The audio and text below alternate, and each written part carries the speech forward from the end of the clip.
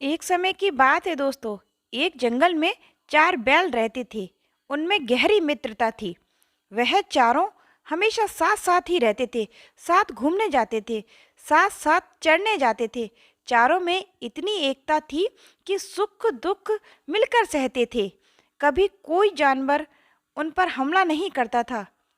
यदि कोई उनकी तरफ बुरी नज़र से देखता था तो वह चारों मिलकर उसका सामना करते थे और उसे मारकर भगा देते थे। इसी कारण पूरे जंगल में उनका दबदबा था।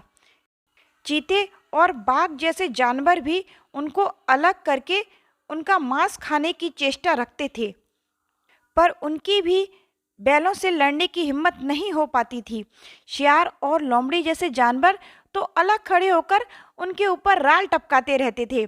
मंथरा लोमड़ी तो हमेशा सिर को भड़काती ही रहती थी, मगर उन चारों का बल और एकता देखकर किसी की भी हिम्मत नहीं होती थी। पर एक बार लोमड़ी अपने खुरापाती दिमाग से उन चारों बैलों को अलग करने में सफल हो गई और उसने चारों बैलों में लड़ाई करवा दी।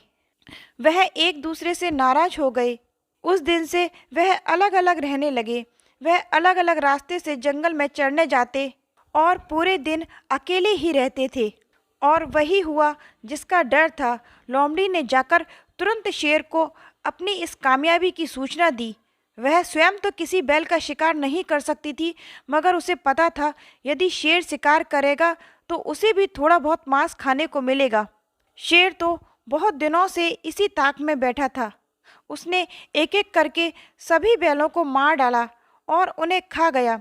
लोमड़ी ने भी कई दिनों तक खूब छक कर मांस खाया। देखा दोस्तों, इस गहरी मित्रता में कितना बल था।